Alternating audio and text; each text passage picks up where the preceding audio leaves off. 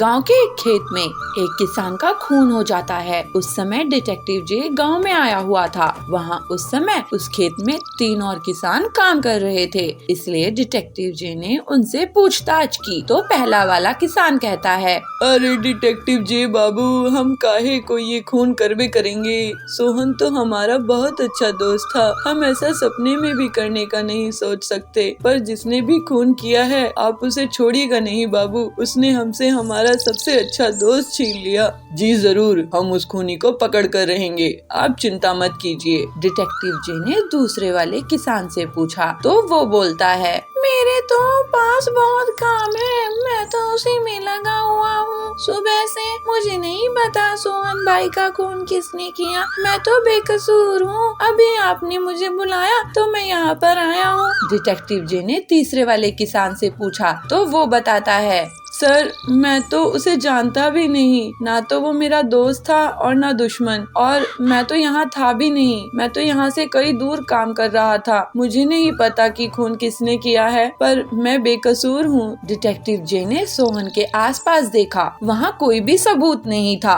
और खून खुले खेत में हुआ है, तो किसी प्रकार का कोई कैमरा तो होगा नहीं। डिटेक्टिव जे को समझ नहीं आ रहा था कि खून किसने किया। तभी वो तीनों किसान कहते हैं, क्या हम अब अपने घर जा सकते हैं? शाम होने वाली है, हमारे परिवार वाले भी हमारा इंतजार कर रहे होंगे और सोहन के परिवार में भी तो खबर देनी होगी। हाँ हाँ, आप लोग जाइए, तब तक मैं यहीं हूँ। तीनों अपने अपने औजार लेकर घर की ओर जाने ही वाले होते हैं कि डिटेक्टिव जे समझ जाता है कि खून किसने किया है। क्या आप बता सकते हैं खून किसने किया है? ध्यान से देखिए और बताइए। खून पहले वाले किसान ने किया है, जो सोहन को अपना दोस्त बता रहा था। ध्यान से देखिए, सोहन की लाश पर 6 बार मार्क्स हैं और उन तीनों किसानों के औजारों को देखिए। पहले वाले किसान के औजार पर 3 पॉइंट्स हैं और दूसरे वाले किसान के औजार पर 4 पॉइंट्स हैं और तीसरे वाले किसान के औजार पर 5 पॉइंट्स हैं। मतलब 3 वाले औजार से सोहन पर 2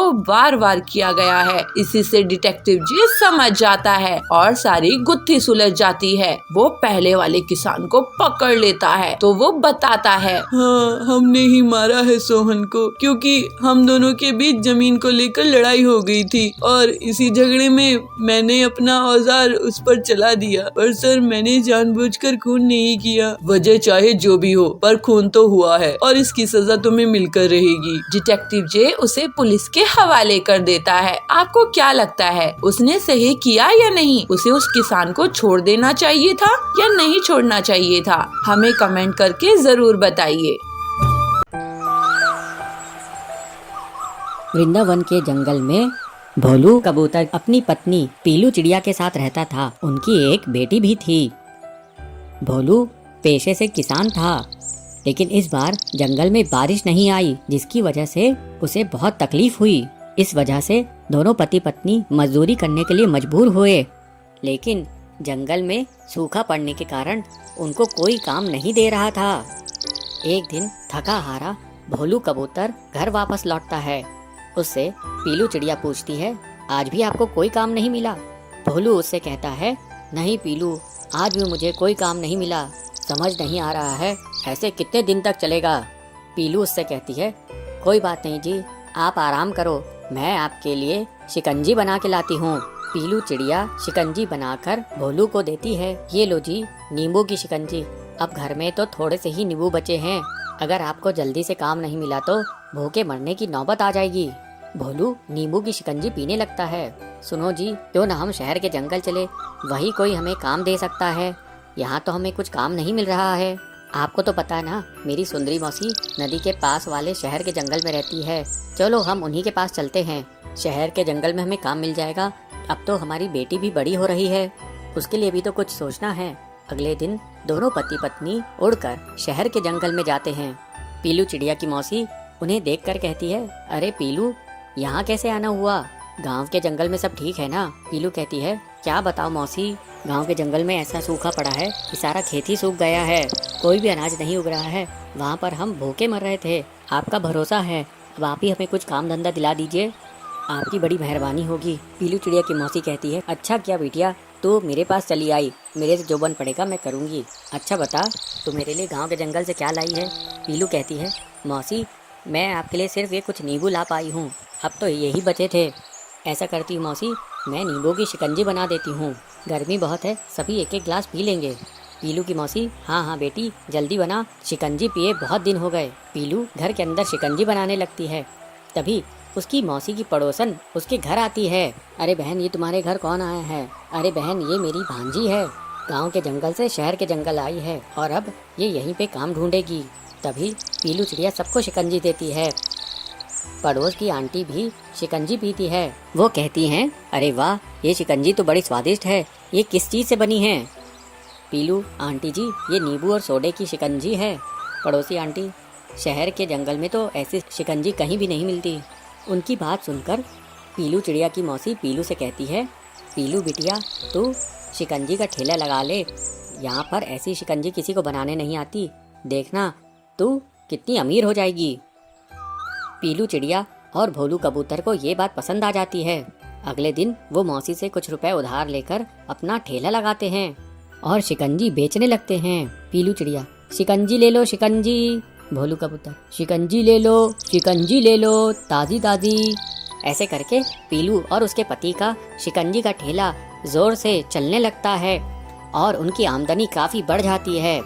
जल्दी ही पीलू चिड़िया और उसका पति अपने बच्ची का एडमिशन बहुत अच्छे स्कूल में करा देते हैं और जल्द ही पीलू चिड़िया और उसका पति एक सुंदर सा घर बनवा लेते हैं। टूनी सुंदर वन में अपने माँ बाप के साथ रहती है। टूनी को चावल खाने का बहुत शौक है। वो पूरे दिन बस चावल ही खाती रहती है, रोटी को तो वो हाथ भी नहीं लगाती। अरे माँ, ये क्या, रोटी चावल कहाँ है? चावल नहीं बनाया आज मैंने, यही रोटी बनाई है और चुपचाप खा लेने। अभी कल रात ही तो तूने बहुत सारे चावल खाए थे। मैं तो जा रही हूँ माँ, तुम ये खाओ अपनी ये रोटी, मैं कॉलेज में एक कड़ी चावल लेकर खा लूंगी। अरे बेटी, इतने चावल मत खाया कर, तुझे ही आगे जाकर परेशानी होगी। अरे माँ, कोई परेशानी नहीं होगी, तुम भी ना। टूनी अपने कॉलेज के लिए निकल जाती है और कॉलेज की कैंटीन में जाकर कड़ी चावल खाने लगती है। तभी उसके दोस्त के पास आते हैं। वो देखो, वो बैठी है चावल और देखो चावल ही खा रही है। अरे चावल, मेरा मतलब टूनी, तुम यहाँ खाना खा रही हो क्या? घर से नाश्ता करके नहीं आई? अरे नहीं, मम्मी ने रोटियां बनाई हुई थी ना,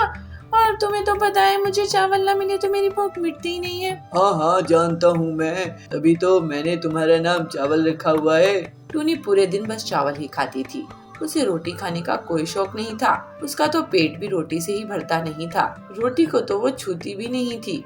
ऐसे ही कुछ दिन बीत जाते हैं और टूनी की शादी सोनू नाम के लड़के से हो जाती है। शादी के अगले दिन वो सुबह सुबह रसोई में जाकर राजमा चावल बनाने लगती है। जब उसकी सास रसोई में आती है तो उसे देखकर कहती है, अरे बहू, क्या बना रही है तू आज? माँ जी, मैं तो राजमा चावल बना रही हूँ। क्या राजमा चावल? अरे बहू, आज तो तेरी पहली रसोई है, तुझे तो आज कुछ मीठा बनाना चाहिए था। कि तू क्या बनाने लग गई? माँ जी, सोनू जी को बहुत भूख लग रही थी, तो उन्होंने मुझसे कहा कि उनका राजमा चावल खाने का मन है, तो मैंने बना लिए। अच्छा, लेकिन पहले तो कभी मुझसे चावलों की उसने फरमाइश करी ही नहीं। चल बना ले, और हाँ कुछ मीठा भी बना लेना। टूनी राजमा चावल बनाने के बाद थोड़ी सी खीर भी बना लेती है और अपनी सास को देती है। उसकी सास को खाना बहुत पसंद आता है और ऐसे ही समय बीतता जाता है और अब टूनी हर रोज चावल ही बनाकर बैठ जाती थी। वो रोटियां तो कभी बनाती ही नहीं थी और रोज चावल खाकर उसकी सास भी अब उब चुकी थी। एक दिन, माँ जी बताइए शाम के खाने में क्या बनाना है? मुझसे क्या पूछ रही है, दाल चावल बना ले। माँ जी, आप ऐसे क्यों कह रही हैं?